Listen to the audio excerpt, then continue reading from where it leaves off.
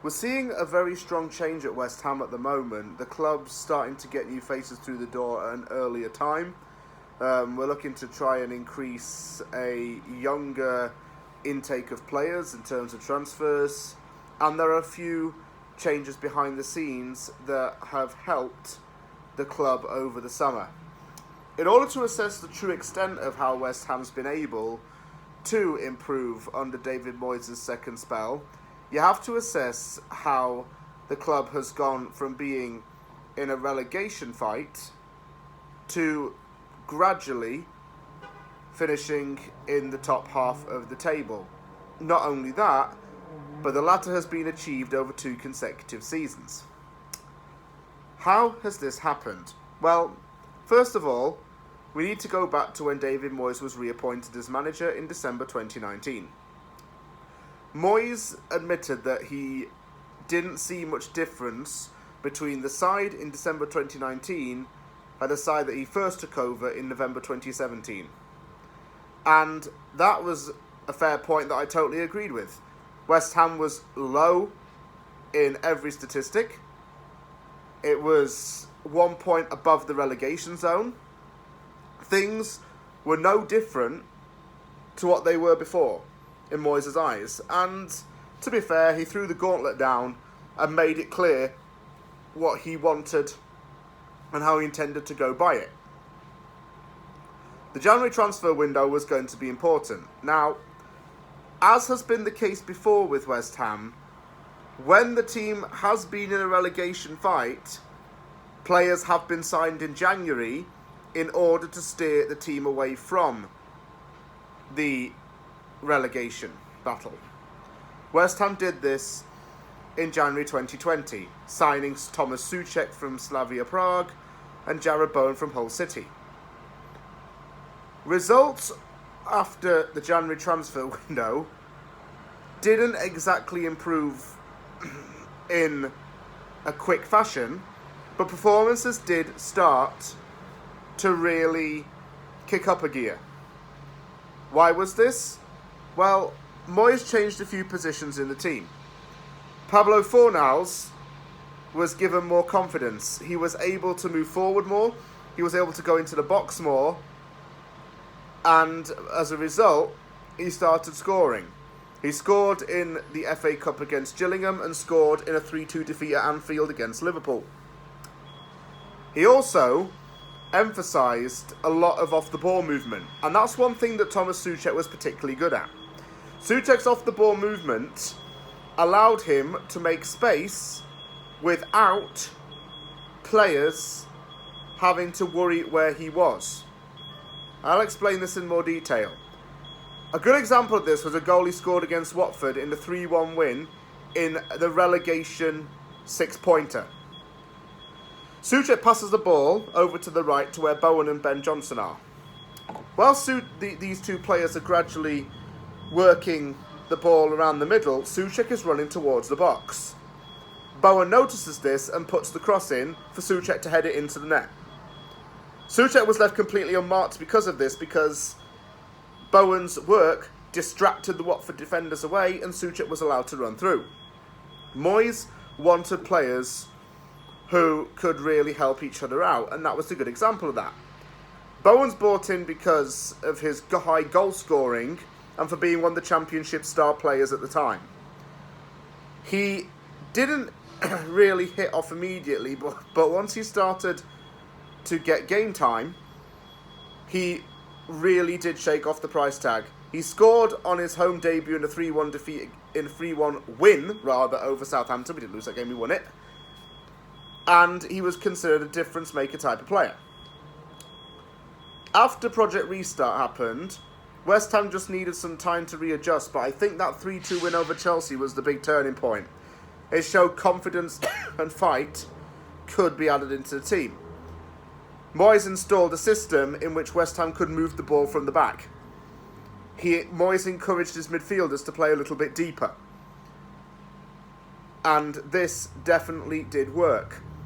It allowed for defensive structure to be increased and also allowed forwards to run better and into more space.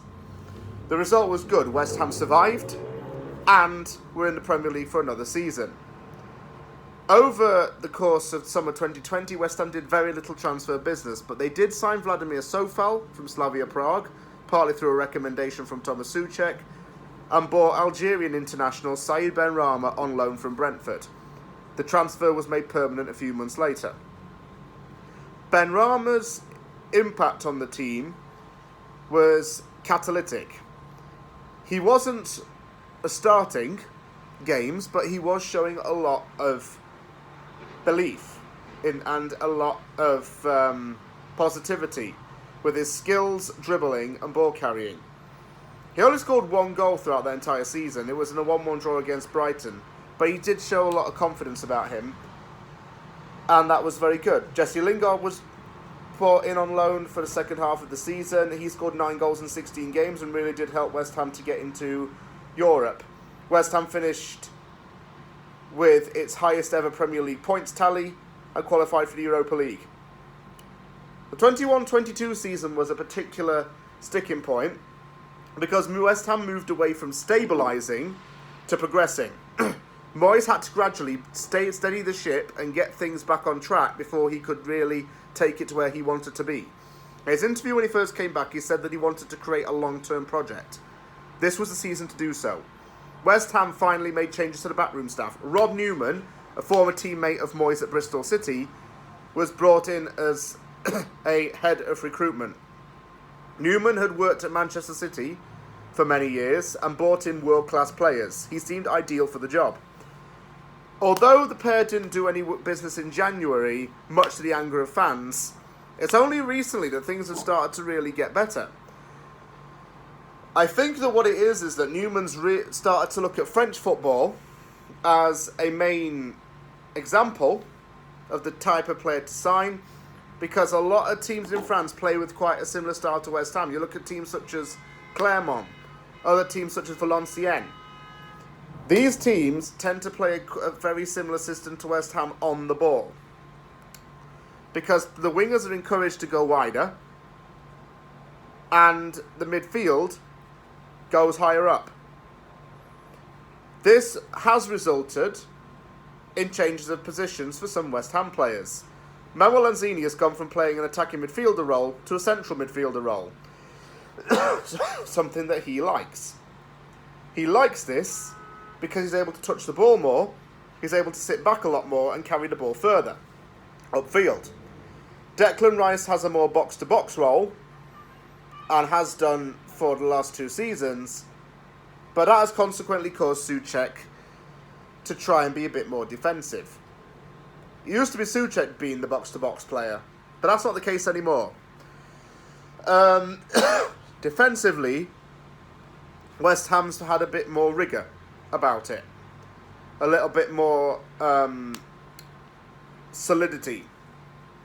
And what has also helped is that Moyes has encouraged a very strong interdependence through cultural links. The best example of this is the French connection at West Ham. Going to next season, West Ham will have 2 French-speaking centre-backs and a French-speaking goalkeeper. Areola will be able to communicate with Aguirre and Zuma. And those guys will be able to communicate a lot better and be able to talk more in their own language. Not that they don't speak English very well, but that helps them. And it helps them to settle at the club very quickly as well. Also, Thomas Souček and Vladimir Sofal have known each other for a very long time and both speak Czech. And that's, I think, a big part of the team, is that everybody gets settled very quickly and has somebody who can... Sorry, I've got a bit of a cough. Somebody who can help somebody out. And that's good on the pitch. It's good for the cooperation. If you're looking at the transfer window and the movement off the pitch this summer, the 2 biggest factors are Rob Newman and new coach Mark Warburton. Now, Newman has been doing a lot of scouting and recommended a list of targets to Moyes. Aguirre was one of those targets. Now the Danjuma deal is gaining some traction. It seems that the club has finally got some kind of idea as to what it wants to do with the first team. And that's created a manager in Newman. Mark Warburton is the next topic. Warburton has been known to change younger players for the better. This is a man who has had success with Brentford. He has had success with Rangers. This is a man who has come from a very humble background. He used to work as a banker for the City of London, working long shifts. He didn't get his breakthrough in management until around 2013. He has since become a very good coach. He was linked to Birmingham City to fill a managerial position, but he's chosen to go to West Ham instead. Steal of an appointment. Appointing Warburton is going to allow us to apply more younger players, because Warburton was very big into playing youth, and also to really change the roles and differentiate between roles. One good example of this was when Warburton was managing QPR. Don Ball, a midfielder who used to play for Rotherham, admitted that he wasn't played in the right position at Rotherham. He said that he felt more confident when Warburton was in charge, because Ball was able to sit back a lot more. He could rely on the wingers and the attacking midfielder to go forward without Ball having to worry about carrying it. That's a good example. I think that this is what Warburton could do in the team. He does like possession-based football. And sometimes, for West Ham, carrying the ball or even retaining it hasn't been our best thing. So at times when retaining the ball is going to be needed, and we need to keep it on our feet. Play attack on the ground, which I'm all into. Warburton liked his teams to play the ball on the ground. He didn't like long balls too much. This encouraged better passing. Sorry about my cough. This encouraged better passing. This encouraged better through play. It encouraged a press. It was about patience and looking for the right moment. And when it was the midfield's time to do the job, do it. Pass through. There are midfielders who would certainly benefit from this possession-based system. Lanzini would. I'm not sure Ben Rama fully would. Fornals definitely would.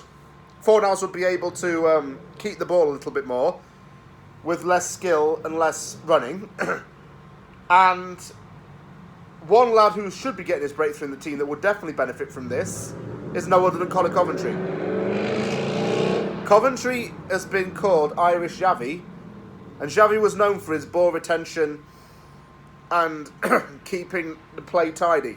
Coventry does that very well. It's taken a long time actually for Moyes to probably notice this, but I want Coventry to get in the first team next season, because under Warburton, he's a player that can definitely blossom, in my opinion. You have to look at the whole team and the players that we've got as well. Like we're going to play a bit more of an attack from the back system. Moyes already did that, but it was usually from the wingers and the wing backs and the full backs. It was never very central. Aguerd is fast and likes to be a very high pressing centre back.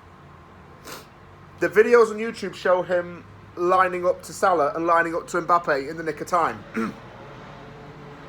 That is going to change our defensive dynamic. The midfield will have some adjustments to it, and you'll see it progress as the season goes on, in my opinion. The wingers will still be encouraged to go forward a lot more, and maybe tap the channels a bit. I would imagine that our fullbacks are going to be forced to stay put a bit more. It's like building a barrier, but your best form of defence being attack. Warburton is known for this as a manager, and it was very successful. It worked in the Championship, it worked in the Scottish Premier League. Moyes is still going to play his same system, but he's going to have a bit more squad rotation if we get more players in. He's saying he's targeting 7 players. 7 players is what we need. Newman's got his recruitment going. Everyone's working together now, and something's slowly starting to be being built. Other teams are looking at West Ham and saying, you know what? That's a club that seems to be progressing and moving forward. That's a club that's making the right moves. And that's a good thing. I think with the right support, West Ham would always going to be a good team. and it would get away from the relegation battles. They have been very common in this club, but it's not something we really want to get used to, and not something David Moyes wants to get used to. He has been in relegation fights before. It was a similar situation at Everton. When he first joined Everton, team was in a very dire situation, but he got the team away from that with very limited budget, bringing in young players, and was at Everton for 11 years. A very long-term appointment, a manager who left a legacy at Goodison Park. He can do the same thing at West Ham. He's seen a team that was struggling and was known for struggling. It's not nice to be known as a relegation contender, so you move away from that. And you do so gradually. You can't work miracles overnight, and nothing happens without a reason. The club has had to be able to grow with little baby steps. Those little baby steps have taken 2 years, and now I finally feel that something good is about to happen. And it's credit to David Moyes, Rob Newman, and now Mark Warburton's about to work some of his knowledge into some of these players. You'll see a lot of benefit happening at this club, and it's a very exciting time to be a West Ham fan. Can't wait to see what's in store.